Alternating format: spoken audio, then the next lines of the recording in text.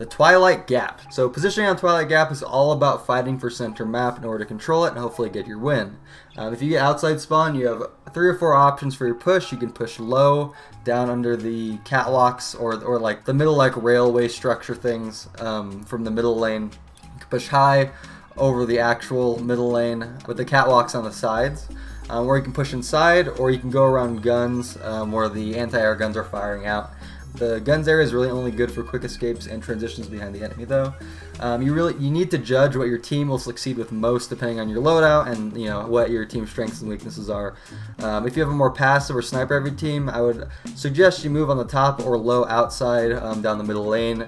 If you have a more shotgun heavy or aggressive team, push inside or around guns, as the route to mid-map is a little bit more covered in terms of close quarters cover on the inside. If you get inside spawn, make sure to rush to mid-map and try to get an idea of where the enemy is pushing from. And once you figure it out, prepare for them to push or prepare to push yourself depending on your team's play style. On my card, we ran into a lot of very passive or campy teams, whatever you want to call it. In order to solve this problem, make sure to push as a team from different angles simultaneously with 1 flanker and 2 teammates coming down a main lane. This is generally what we would do. But make sure though, if you're the flanker and you're the one on the side, that if the entire enemy team starts to push on you, you regroup or get out of that area as soon as possible.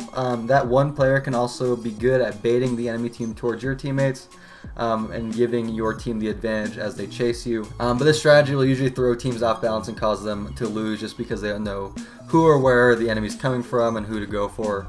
Also, don't feel like you always need to be pushing if the enemy isn't pushing at you and you have the mid-map and you have control of mid-map. Feel free to wait them out and just go for the capture point. We did that a couple times and it worked out fine just because the enemy was just playing too slow and they were on the literal other side of the map, so we just wait for capture point to come up and we would capture it like by the time they got there. If they're a faster team, they might get there as you're capturing it. Then you'll have a very close quarters fight, especially if they're shotgunning. So just be prepared for that, and also just realize that if you are waiting them out, both teams will be building up their supers, so they could have like a Titan smash and smash all of you while you're waiting to try and capture the capture point. So just keep those things in mind. In terms of your weapon loadout, all the usual hand cannons and pulse rifles are good. So Last Word, AS Luna, Palindrome, Hawksaw, Clever Dragon, and Grasp of Melloc for the pulse rifles. Those all work well here. I would avoid using scout rifles if possible, despite this map being fairly large with fairly long lanes. Due to a scout rifle's inability to transition from long range combat to close range combat, as well as a hand cannon or a pulse rifle, that's kind of why I wouldn't use a scout rifle, just because they can't do those kinds of things as well, and this map can become a very fast-paced and very close quarters, depending where you are, very quickly as well. In terms of your secondaries, sniper rifles and shotguns work pretty equally well here. Shotguns are obviously going to be a little bit of an advantage, depending on your team comp. But they work better for us. Generally, I was the only sniper on my team.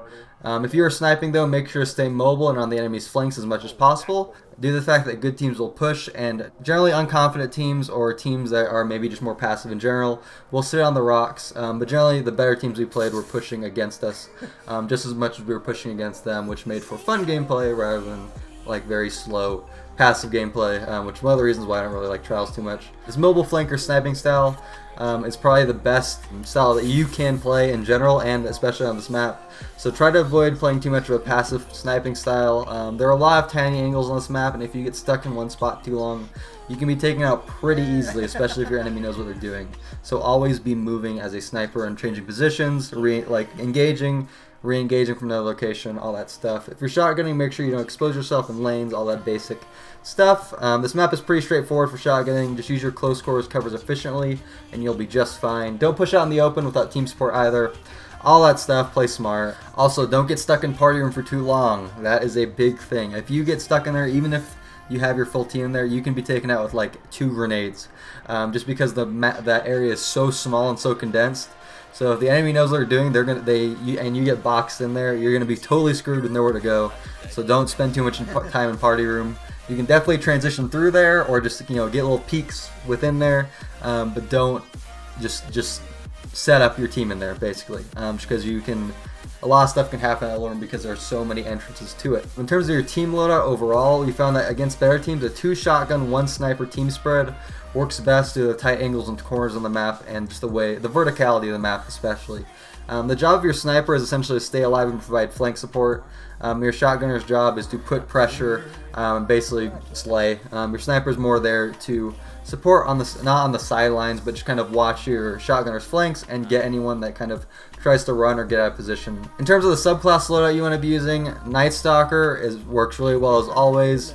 It's extremely versatile in terms of the range and can engage from, especially with abilities. There's always the wombo. I generally tend to use spike grenades, especially on this map, because this map has a lot of walls, so you can hit enemies on flanks pretty easily if you're using spike grenades. I generally avoid the void wall or the vortex grenade just because those are a little bit kind of less versatile in my opinion. But Gunslinger is also a good option as it doesn't have as good of a neutral game as Night Stalker, but it has a better offensive super with the Golden Gun. Blade's obviously good here as well, but if you want to have a more long-range super, those two are best bets. Keep in mind that I kind of speak from the mind of a sniper because that's what I do most. Striker is also good. It's good for zoning, and this map requires a lot of that. Again, lightning grenades are great for sticking on all the walls on this map because there are a ton of them. Strikers are also good for being aggressive and getting in the enemy's face for shotgunning, of course. It has a shutdown super, which is always helpful. Voidwalker, kind of similar to Striker and Night Stalker, has a good all range of engagement class as a shutdown super and just has a fantastic neutral game.